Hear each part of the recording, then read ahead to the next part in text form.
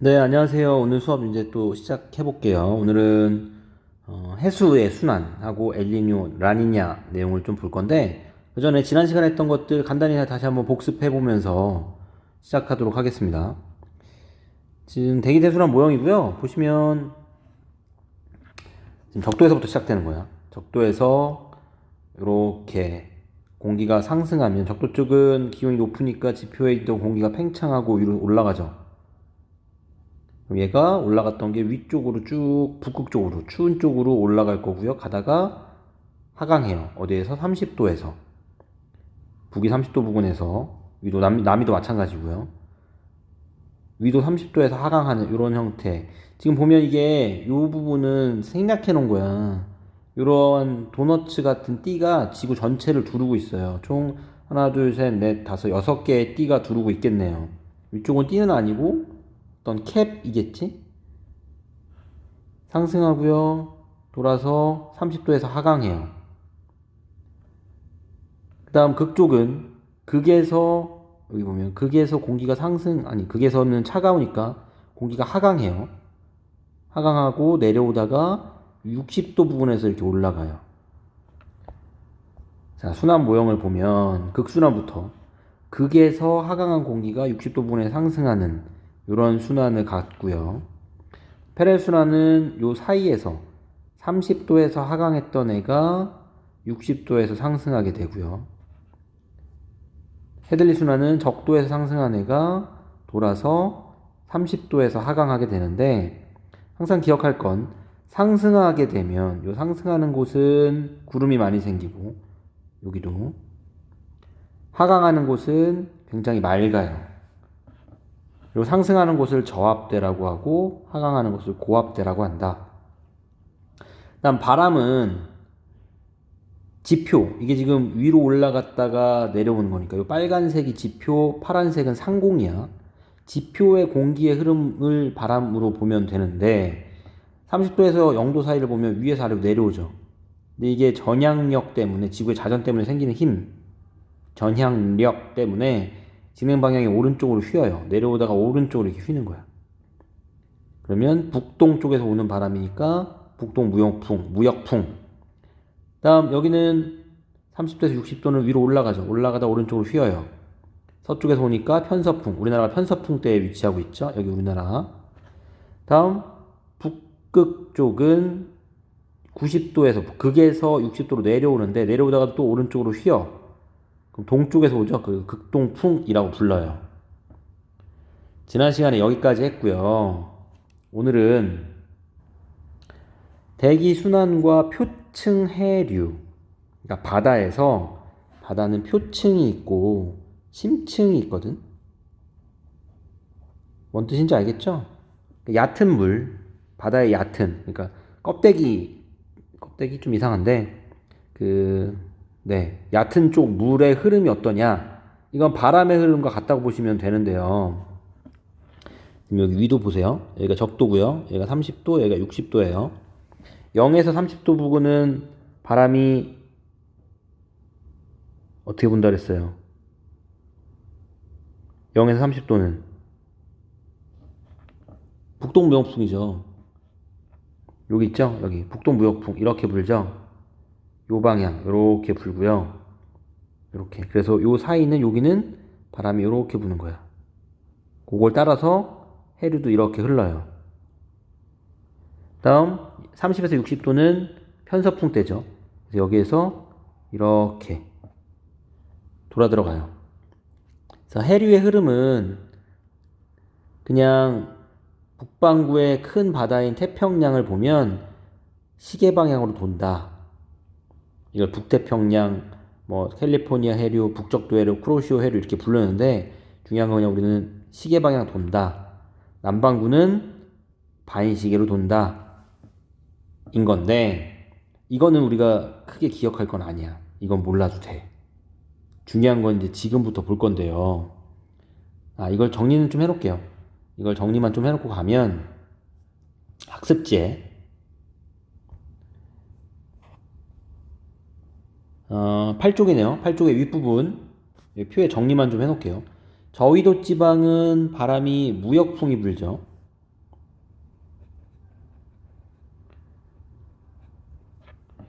그래서 이거에 해당하는 해류들이 여기서 북적도 해류, 그다음에 남적도 해류 이런 것들이 해당되고요. 바람의 방향은 좀 볼 필요가 있겠네요. 저위도 지방 요 부분, 요 부분은 동에서 서로 흘러요. 동에서 서, 요거 기억해 주세요. 동에서 서. 중위도 지방은 요 위쪽은 시계 방향이니까 이렇게 돌죠. 여기는 편서풍대예요. 해당하는 게 북태평양 해류, 북대서양 해류, 남극순환 해류 뭐 이런 것들이고요. 방향이 서에서 동이에요. 더 중요한 건 요거. 저희도 지방이 동에서 서라는 거 반드시 기억해놔야 돼. 요 모양을 좀 기억을 해둬요. 이렇게. 저위도에서 고위도로 저위도에서 적도 쪽에서 위쪽 여기서 위로 따뜻한 물이 흐르죠. 난류가 흐르고요. 고위도에서 저위도로 위에서 아래로 차가운 물인 한류가 흘러요.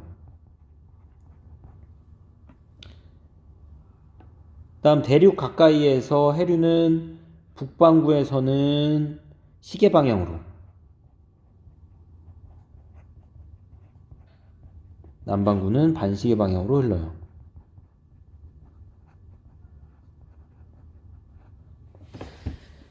자, 이게 그렇게 중요한 건 아니고요.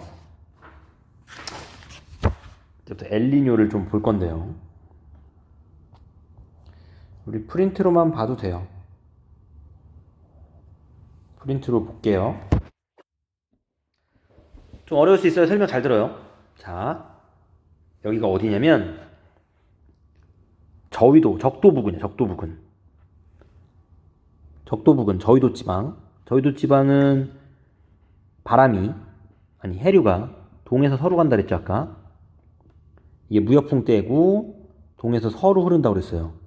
해류가. 그래서 무역풍 때문에 공기의 순환은 적도 부근의 무역풍 때문에 공기의 순환이 이런 식으로 일어나게 되는데 이 순환이 아니 다시 해류부터 생각합니다. 해류부터. 지금 여기가 어딜 나타낸 거냐면 지도상에서 여기가 요 부분이에요. 여기 요 남아메리카와 쪽 동남아 있는 쪽 여기 적도 부근 요 부분이고요. 북적도 해류가 흐르는 요 부분이라고 생각하면 되겠죠? 평상시에는 이렇게 동에서 서로 흘러요. 바람이 이렇게 불기 때문에 해류만 보시면 해류가 지금 표층의 해류가 이렇게 가고 있어요. 이렇게. 자, 바닷물은 어느 지역이든 간에 적도건 북극이건 간에 표층보다 심층이 더 차가워요. 해수가 위쪽은 따뜻하고요. 아래쪽이 더 차가워요. 위쪽은 따뜻하고요.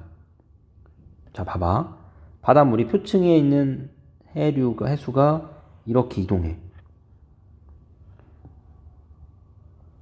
이렇게 이동하면 전체적으로 다 여기 있는 바닷물이 다 일로 가는 거야 이렇게. 그러면 요 라인은 물이 없지. 그럼 그 물 어디서 채워? 밑에서 끌어올려야죠. 그러니까 위쪽이 동에서 서로 이렇게 흐름을 하면 아래쪽은 심해 쪽은 서에서 동으로의 흐름이 생기는 거야. 그래서 얘가 이렇게 올라가고 올라간 애는 다시 또 내려가겠죠. 그럼 우리는 뭘 보면 되냐면 이 남반구 쪽을 보시면 남반구 쪽은 차가운 물이 여기까지 올라왔지. 물의 온도가 차단 얘기야. 남반구가 아니지 미안. 남아메리카 쪽. 그러니까 동쪽 태평양의 동쪽은 차갑고요. 그 다음 인도네시아 있는 쪽 태평양의 서쪽 여기는 따뜻한 해수가 쭉 돌아서 내려오니까 온도가 높겠지. 이해돼요? 지금 우리가 지금 두 개를 보고 있는 거야. 표층에서는 동에서 서로가 여기가 다 전부 다 이렇게 쭉 가면 이쪽에 바닷물이 없잖아. 그 바닷물을 밑에서 끌어올려야지. 밑에서 끌어올려서 이렇게 순환하는 거야. 이해됐어요?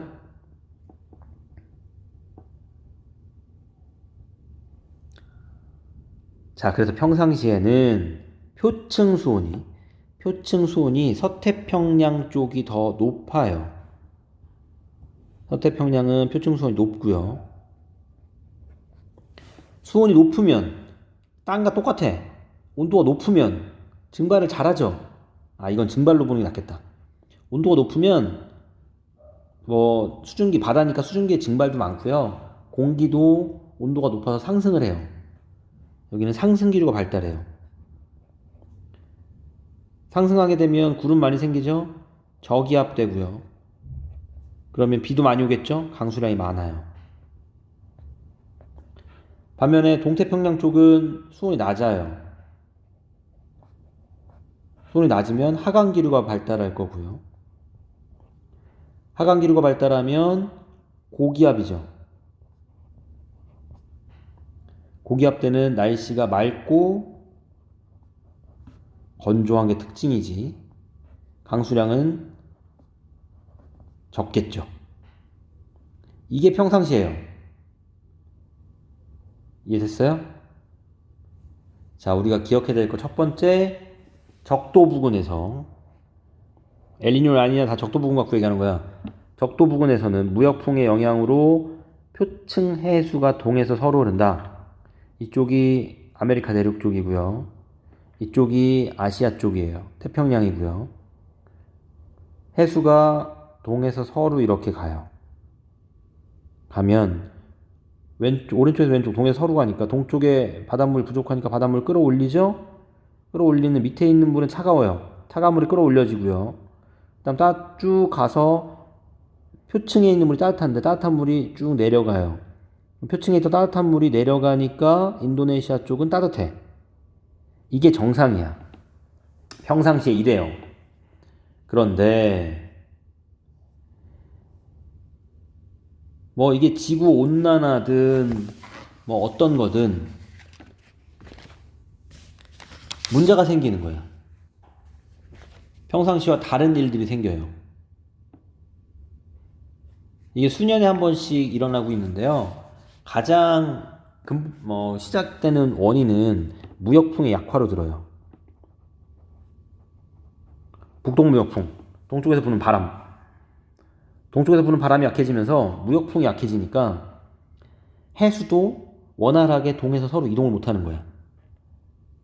오히려 무역풍이 약해지면서 이 무역풍이 끝까지 쭉 끌고 가서 여기에서 상승해야 되는데 이게 그러지 못하고 중간에 이렇게 꺾이면서 지금 구름이 우리가 헤들리 순환이나 페렐 순환 봤을 때는 남북에서 왔다 갔다 하는 것만 얘기한 거고 그게 남북으로 직접 다이렉트로 가는 게 아니라 오른쪽으로 휘면서 간다 그랬잖아. 이것도 공기의 흐름도 이런 식으로 생겨. 이런 식으로. 우리 거기까지 이야기 좀 어렵고요. 그냥 두 개를 따로따로 떼어서 얘기할게요. 무역풍이 약해지니까 오른쪽 동쪽에서 서쪽으로 가던 게 약해지고 그러니까 오히려 반대로 서에서 동으로 공기의 흐름이 생겨버려요. 무역풍이 쭉 밀고 못 가니까 해수도 그러니까 반대로 평상시에 아까 일반적인 때는 동에서 서로 해수가 갔는데 해수가 서에서 동으로 이동해버리는 거야. 따뜻한 표층 해수가 서에서 동으로 이동하는 일이 생겨버리고요. 그럼 무슨 일이 생기냐? 서에서 동으로 가면 이렇게 가면 이쪽이 바닷물이 부족하지. 지금 바다가 표층에 있는 애가 이렇게 가버리면 여기가 부족해지잖아. 밑에 걸 끌어올려요. 그러면 이 부분의 해수의 온도가 평상시보다 낮아지겠죠. 그 다음 따뜻한 물이 쭉 와서 여기서 내려오죠. 그럼 이쪽은 평상시보다 온도가 높겠지. 이런 일이 생겨버리는 거야. 아메리카, 태평양의 동쪽과 인도네시아 쪽, 태평양의 서쪽의 표층 수온이 반대가 되는 일이 생겨요. 그러면 평상시랑 정반대가 된다고 생각하면 돼. 여기가 기온이 높아. 기온이 높아지면 여기에서 상승 기류가 생겨버리겠죠.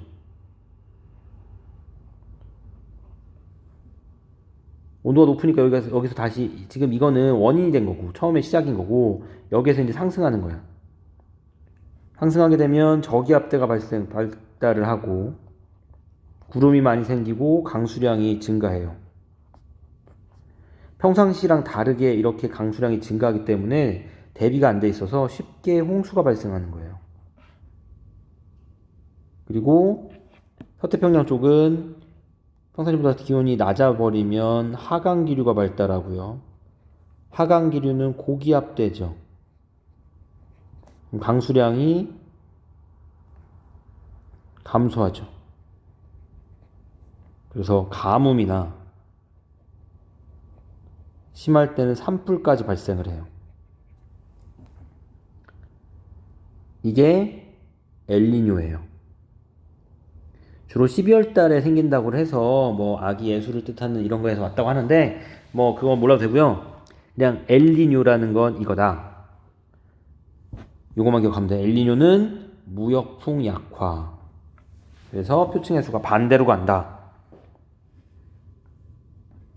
동태평양의 표층 수온이 이쪽의 표층 수온이 평상시보다 높아지는 현상. 이게 엘니뇨예요.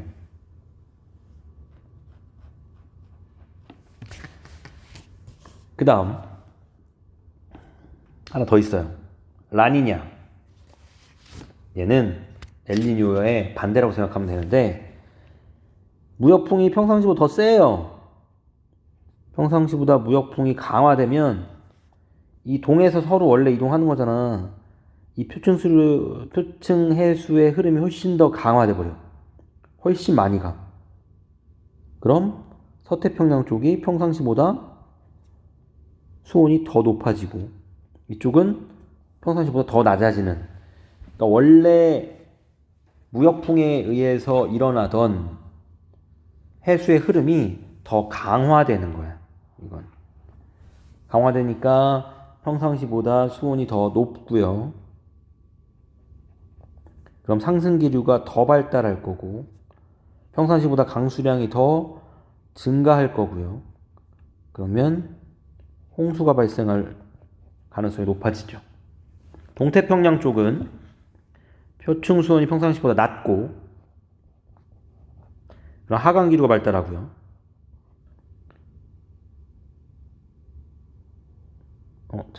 하강기류가 발달하고요. 평상시보다 강수량은 더 감소하고 여기서 가뭄이나 산불이 발생할 위험성이 높아져요. 라니냐는 엘니뇨의 반대다. 자, 밑에 문제 한번 풀어볼게요. 정리하시고 문제 한번 풀어보겠습니다. 멈추시고 3분 정도 하면 되겠네요. 한번 풀어볼게요. 자, 같이 풀어봅시다. 엘니뇨 아니냐 할 때는 좀 동서를 써놓고 하는 게 문제 풀기 쉬울 거야. 평상시에 표층 해수가 동에서 서로 이렇게 가요.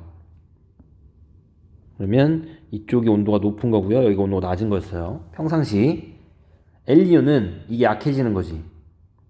그럼 동서무역풍이 약해졌기 때문에 이 표층 해수의 흐름이 약해진 거고요. 이 흐름이 약해지니까 서태평양은 표층에 따뜻한 물이 서쪽으로 와야 되는데 안 오잖아. 수온이 하강할 테고. 라니냐는 이게 더 세진 거야. 더 세지면 동태평양은 수온이 더 떨어지겠죠. 표층에 있는 따뜻한 물이 더 서쪽으로 많이 가니까. 그 다음 라니냐가 증가하면 서태평양 쪽에서는 따뜻한 물이 더 많이 생기니까 온도가 더 높아지고 온도가 높아질수록 상승기류가 강해지지. 답은 4번. 다음 그 라니냐 시기에는 서태평양 쪽은 비가 많이 오겠죠. 상승기류가 이쪽으로 와서 여기가 온도가 높아지니까 상승기류가 더 세져서 비가 더 많이 오니까 가뭄 피해 반대지. 틀렸고. 다음 2번. 무역풍은 라니냐 때가 더 강하게 분다. 틀렸네요. 라니냐일 때가 무역풍 강화야. 평상시가 보다 약해지는 게 엘니뇨, 강해지는 게 라니냐. 엘니뇨가 발생하면 평상시보다 약해지면 동태평양 적도 쪽은 원래는 이쪽으로 가고 아래쪽에 있는 심해에 찬물이 올라와서 차가워야 되는데 이게 약해지는 거야. 그러니까 찬물이 덜 올라올 거고 동쪽은 평소보다 따뜻해지겠지. 답은 1번 정해졌고요. 다음 3번. 라니냐가 발생하면 서쪽으로 이동한 따뜻한 해수의 흐름이 더 강해진다. 맞고. 엘니뇨가 발생하면 이게 흐름이 약해지니까 서쪽에서 쭉 와서 상승해야 되는데 일로 못 가는 거야. 동쪽에서 상승해. 서쪽은 가는 거. 라니냐가 발생하면 이게 더 심해지니까 동쪽은 아예 비가 더 안 오고. 네, 답은 1번이고요. 프린트 한 장도 넘겨서요. 11조. 지금부터 얘 해볼게요. 요거 해서 여기 뭐냐면 지금 여기 보시면 연평균 기온이 1도 상승했을 때 여러 환경 변화를 나타낸 건데요.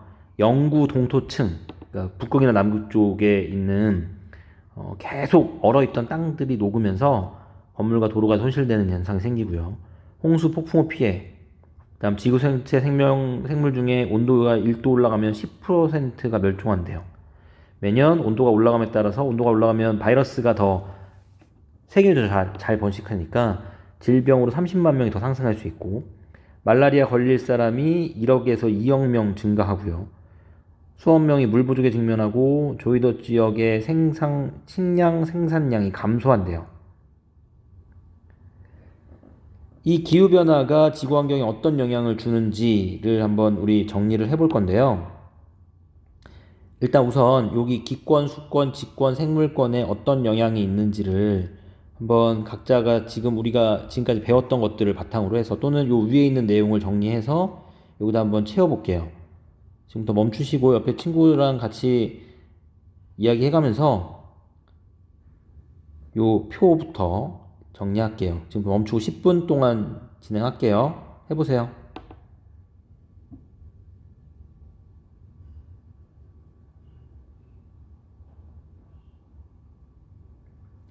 다 되셨으면 같이 한번 정리해 봅시다.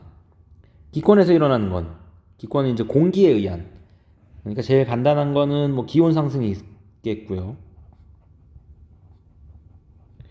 그 다음에 비가 오고 안 오고 하는 강수량의 변화가 있을 건데 일단 강수량 증가라고 씁시다. 그리고 태풍 피해가 증가하는 것들. 다음 수권은 일단 지구 온난화 때문에 해수면이 상승해요.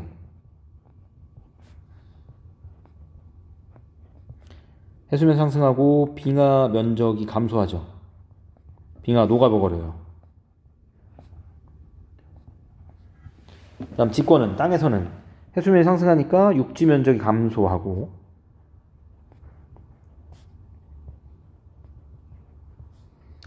해안 지역의 침식이 증가해요. 이거 말고도 많이 있어요. 여러분 쓴 거 그대로 두시고요. 빠진 거 있으면 추가만 하면 돼요. 다음 생물권은 식량 문제.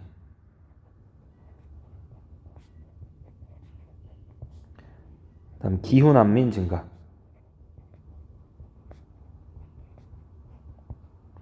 열대성 질병 증가.